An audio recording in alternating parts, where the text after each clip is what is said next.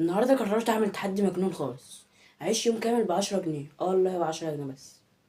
ولو انت مش مصدق ولا هزود كمان قرش واحد. الناس دلوقتي بقى ممكن تقول 10 جنيه ايه يا عم؟ ده مفيش حاجة الا ب5 جنيه، دي ارخص حاجة كمان يعني.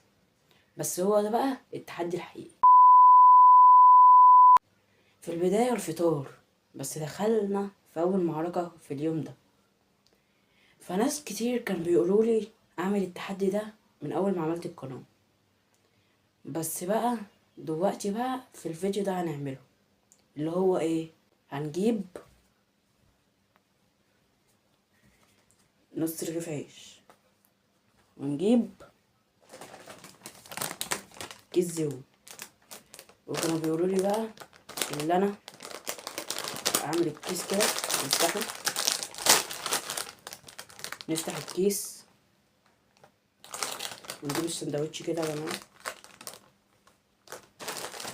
وناخد حبه منه. هنشوف بقى، نجرب الاختراع ده هنلاقيه حلو ولا وحش.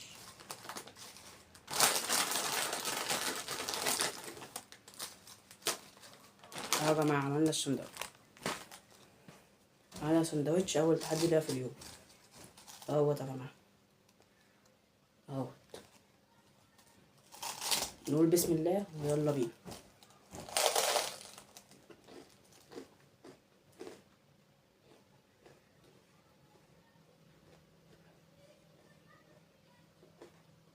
قطمه كمان.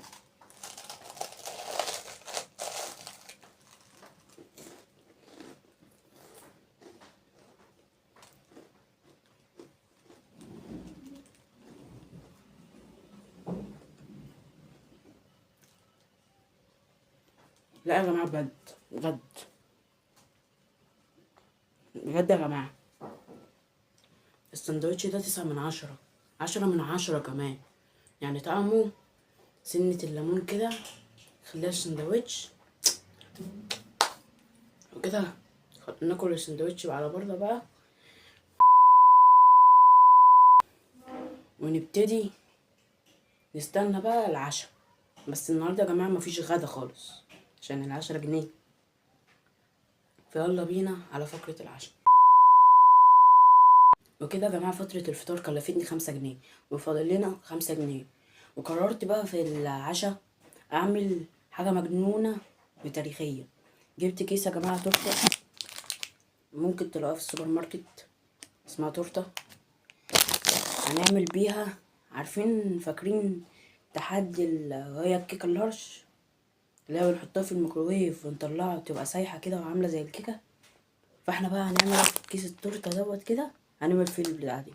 يلا بينا نروح نحطها على الميكروويف، يلا بينا. 2 hours later. وهو يا جماعة رجعنا من عند الميكروويف، بس شكلها وريحتها يا جماعة شبه الكيكة الهرش بالظبط. بس دي يا جماعة ب5 جنيه عشان احنا بنقتل يوم كامل ب10 جنيه. بصوا اهي، انا خايف بس تنزل. بصوا، بصوا يا جماعة، بصوا اهي اهي اهي يا جماعة. مندوق كده، بسم الله.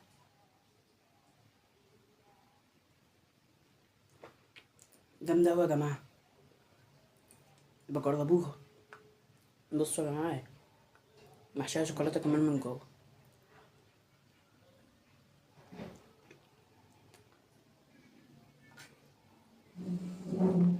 كفاية كفاية.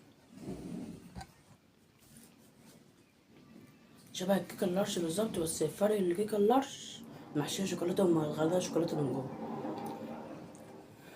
وكده وكده يا جماعة انا هنا اليوم الحمد لله.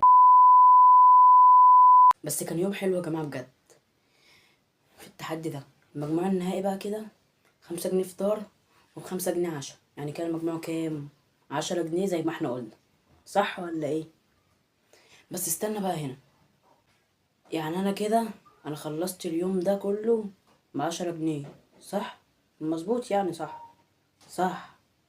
ولو عجبتك بقى التجربة دي دوس لايك بقى بسرعة كده، اخبط لي الشاشة، وسيب لي بقى في الكومنتات هل تقدر بقى انت بقى تعيش يوم كامل ب10 جنيه بس؟ متنساش تشترك في القناة، ولو عندك تحدي اغرب اكتبهولي وانا هنفذه في الحلقة الجاية ان شاء الله. وسلام.